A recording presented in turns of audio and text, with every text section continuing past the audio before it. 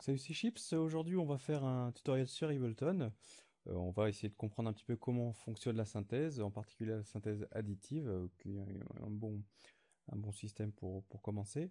Voilà, en se servant d'analogue et en essayant de reproduire le son d'un orgue Hammond. Donc on va lancer Ableton tout de suite. Voilà, et donc le son qu'on va essayer de reproduire, c'est celui de cet orgue à deux claviers.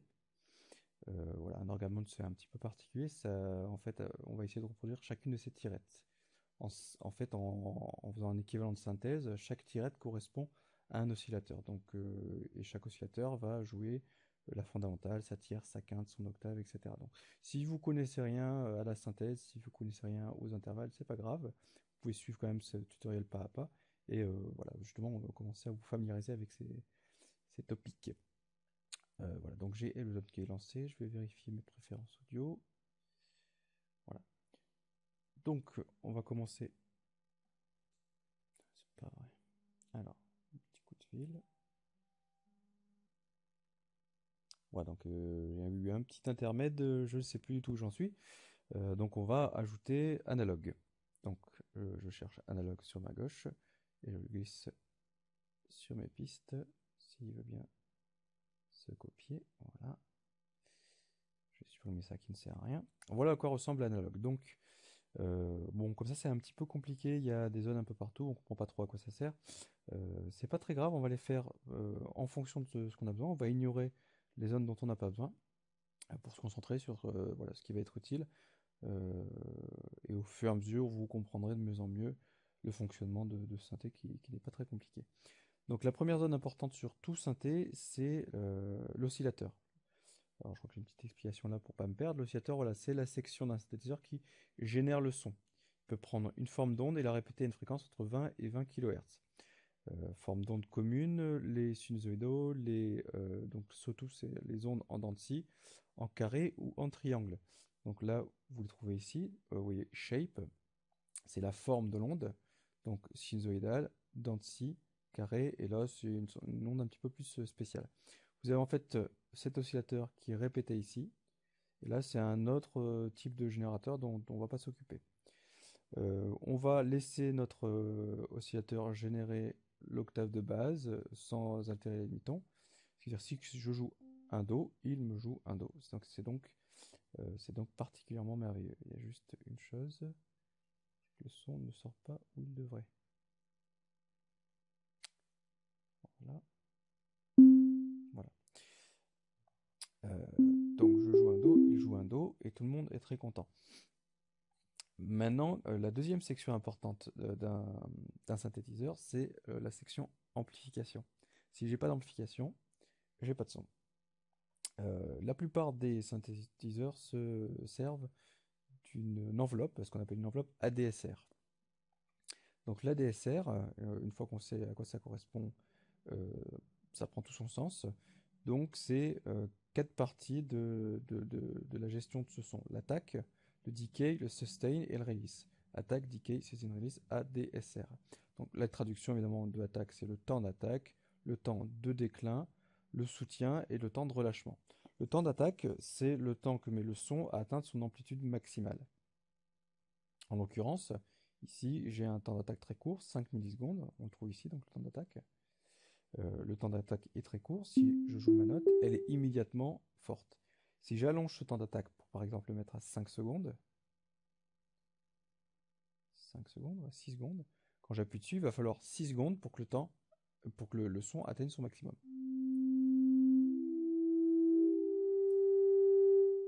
Voilà. Donc, au bout de 6 secondes, il atteint son maximum. La deuxième zone qui nous intéresse, c'est le decay. Le decay, c'est le temps que met le son à partir de son amplitude maximale pour atteindre le niveau de soutien. Donc là, en l'occurrence, notre niveau de soutien est à 0. Donc on n'arrive pas vraiment à se rendre compte de cet effet-là.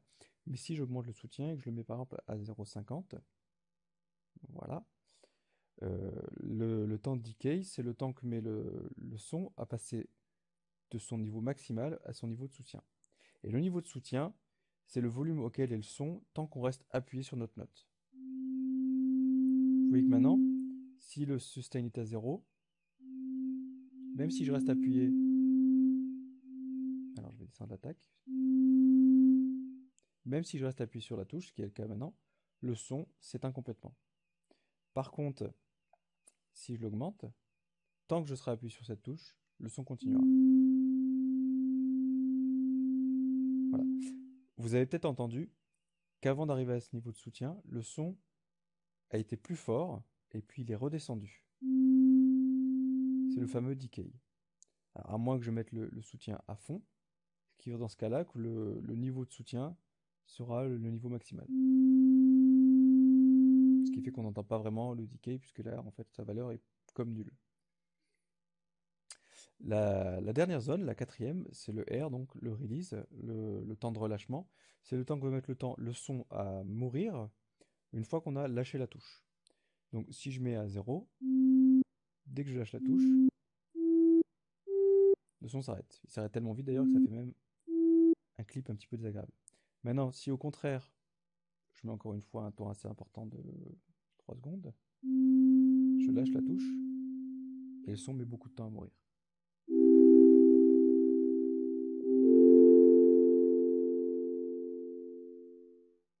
Voilà, donc les 4 zones de l'amplificateur. Donc là, on essaie de reproduire le son d'un orgue.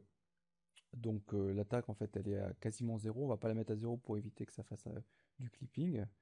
Le decay n'a pas d'importance puisque le sustain sera à fond. Parce que quand on appuie sur la note, quand on appuie sur une touche d'orgue, le son est tout de suite à son maximum et il s'éteint dès qu'on lâche la touche. Ça va nous donner à peu près ça. On va juste augmenter un petit peu le release pour que la coupure soit moins désagréable. Donc je vais baisser un peu le son de tout ça. Voilà, donc là on a un son un petit peu flûté, mais qui se rapproche vraiment, pas vraiment d'un orgue, hein. Donc pour reproduire le son de l'orgue, il faut déjà essayer de bien comprendre à quoi correspond justement le son de cet orgue. Donc vous avez en fait sur ces tirettes, donc là vous avez upper qui désigne le clavier haut, lower le clavier bas et basse le pédalier. Donc là on va juste s'intéresser en fait à cette section, puisque ça c'est la même chose mais pour un deuxième clavier et là pour le pédalier. Donc on va s'intéresser à cette section. Vous avez cette tirette ici qui joue la fondamentale, c'est-à-dire quand vous jouez un Do, ça va jouer un Do. Donc là en l'occurrence c'est pour l'instant cette tirette qu'on a. On a une tirette qui joue la fondamentale de chaque note que l'on joue. C'est-à-dire exactement la même note. C'est pas très clair mais ça va venir. La deuxième tirette, alors, on rappelle pour pas que je dise de bêtises, la deuxième tirette va jouer l'octave de cette note. Donc c'est comme si, en même temps, je jouais Do et son octave. C'est-à-dire Do et Do. Je joue les deux en même temps. Donc là, je joue les deux sur mon clavier. Mais ce que va faire un orgue, c'est au moment où je joue le Do grave, il va jouer le Do aigu en même temps, à un niveau un peu moindre. C'est ce qu'on appelle les harmoniques. Donc il va jouer l'harmonique de son. Donc je vais, pour ce faire, ouvrir un deuxième oscillateur. Donc il fonctionne comme le premier. Je vais lui choisir la même forme d'onde et jouer l'octave au-dessus. Ce qui fait que maintenant qu'on joue un accord, voilà, là j'ai joué donc Do, Mi, Sol, donc un accord de Do. Et en fait c'est un petit peu comme si sur mon clavier je jouais l'accord de Do sur deux octaves différents. Voilà. Maintenant j'ai encore beaucoup d'intervalles à rajouter et je n'ai que deux oscillateurs sur analogue. Donc je vais grouper analogue, grouper, voilà. Et à gauche, je vais cliquer sur cette petite icône qui me permet de voir, en fait, voilà, c'est une sorte de rack qui va me permettre de multiplier mes instruments. Et en fait, en jouant une seule piste, je vais pouvoir jouer plusieurs instruments à la fois. Là, ça va me permettre de dupliquer mes oscillateurs pour avoir autant d'oscillateurs que nécessaire. Donc je vais dupliquer cet analogue et j'en ai maintenant deux. C'est-à-dire que j'ai 4 oscillateurs à ma disposition. Donc c'est parfait, c'est ce que j'avais besoin. Donc le troisième oscillateur dont j'ai besoin va jouer une octave au-dessus et une quinte au-dessus. Donc une octave et une quinte. Une octave et une quinte, c'est 7 demi-tons. Voilà, donc j'ai maintenant.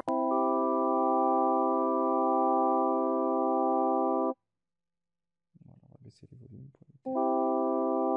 Alors, le problème, c'est que plus on ajoute d'oscillateurs, plus les sons se multiplient et ça commence à être très bruyant. Et après, le son va clipper, donc on va falloir les baisser au fur et à mesure. Donc ensuite, après cette octave et cette quinte, il va falloir ajouter 2 octaves au-dessus. Donc on va brancher un nouvel oscillateur. Donc là, on s'assure qu'il est en sinus et le jouer 2 octaves au-dessus. Parfait. Pour continuer de créer mon son d'orgue, j'ai maintenant besoin de un troisième analogue qui va jouer 2 octaves et une tierce. Tierce, c'est 2 tons.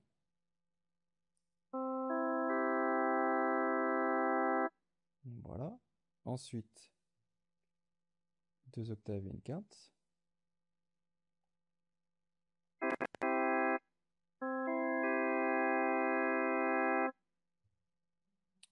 Puis, encore un octave au-dessus.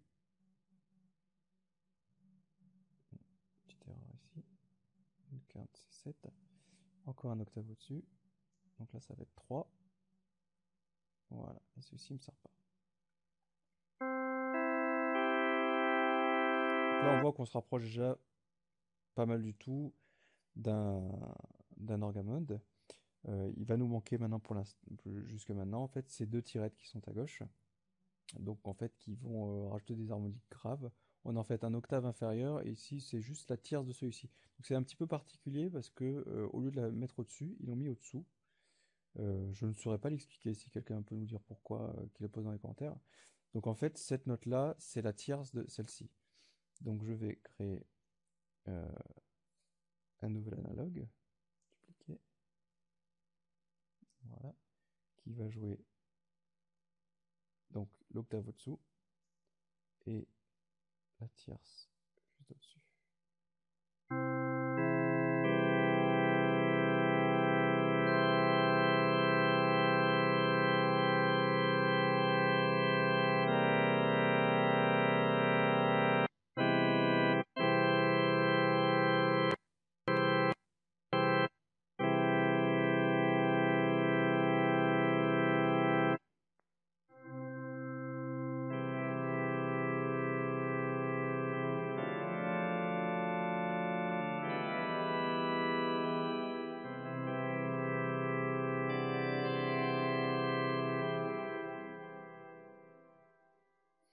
Voilà, maintenant cet instrument n'est pas très pratique à utiliser.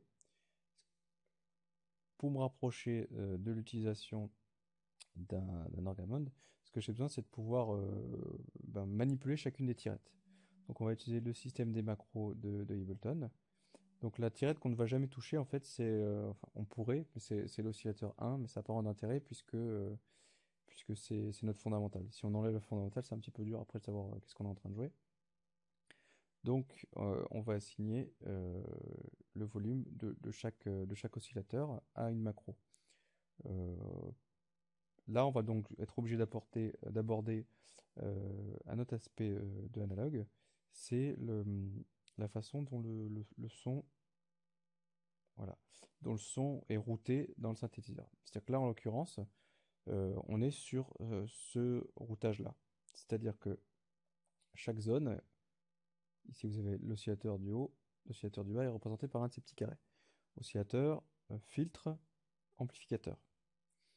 Donc là vous voyez que l'oscillateur 1 rentre dans le filtre, qui de toute façon est éteint, et ensuite il rentre dans l'amplification. L'oscillateur 2 rentre dans le même filtre que l'oscillateur 1 et dans le même ampli. C'est pour ça que, en fait, donc c'est pour ça que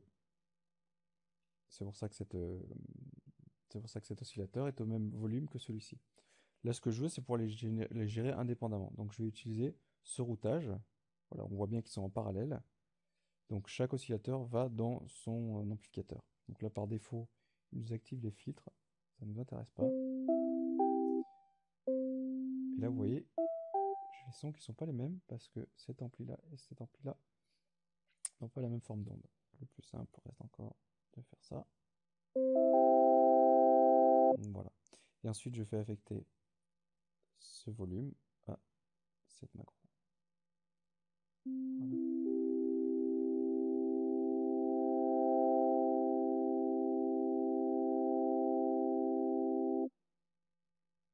Et je vais continuer mes manips pour le reste.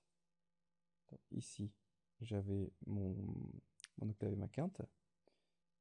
Donc sur le même principe, je vais passer en parallèle, désactiver mes filtres. Voilà. Et cette fois-ci, je vais mapper le volume ici et le volume ici.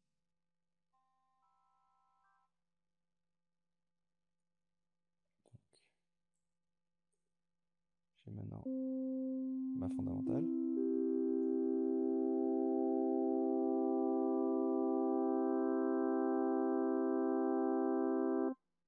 Et je continue. Je le mets en parallèle.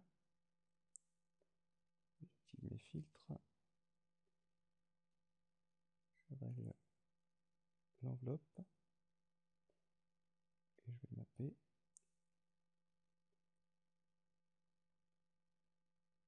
Voilà.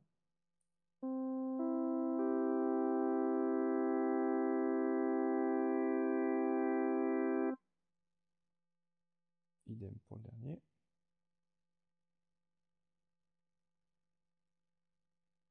Désactivation des filtres. Je règle mon enveloppe.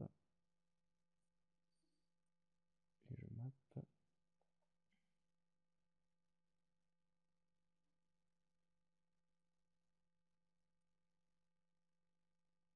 Alors, je vais pas mapper le dernier, parce que c'est une octave vraiment faible.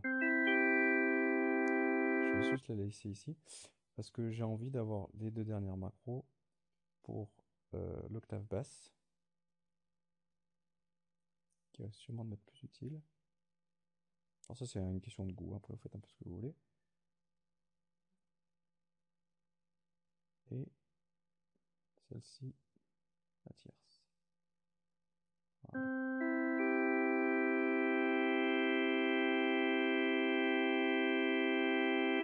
Là, faut que j'enlève ça. Voilà. Alors j'ai juste fait une bêtise avec mon son. Voilà. Donc, voilà mon organ mode.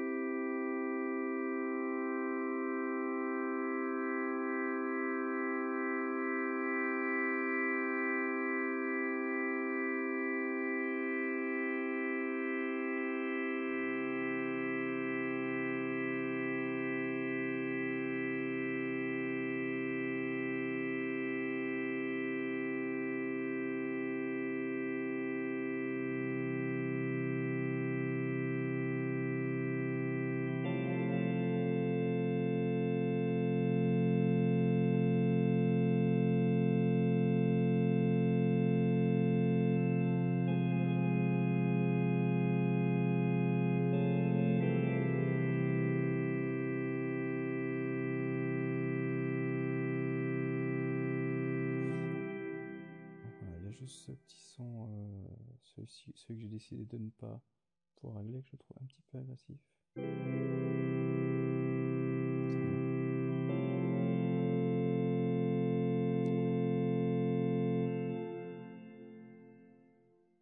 Voilà. Alors évidemment, on pourrait aussi rajouter des effets de Leslie, donc par exemple, alors non, peut-être pas avec ça. Alors, bon après voilà, vous avez tout ce que vous pouvez faire avec n'importe quel son, mais par exemple, pour vous rapprocher.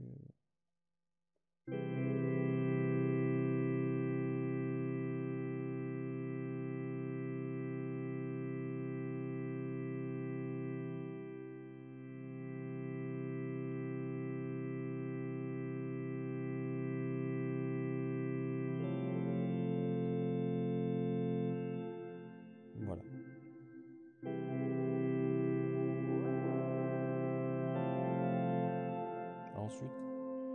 Ensuite, voilà, il y a encore moyen de beaucoup s'amuser en rajoutant des vibratos.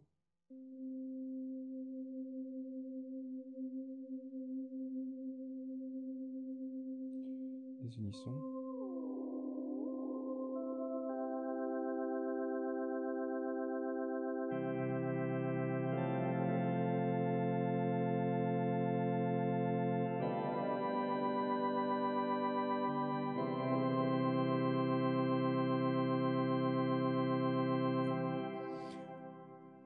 Voilà donc le premier son que vous avez terminé. Vous pouvez maintenant l'enregistrer en lui donnant un petit nom.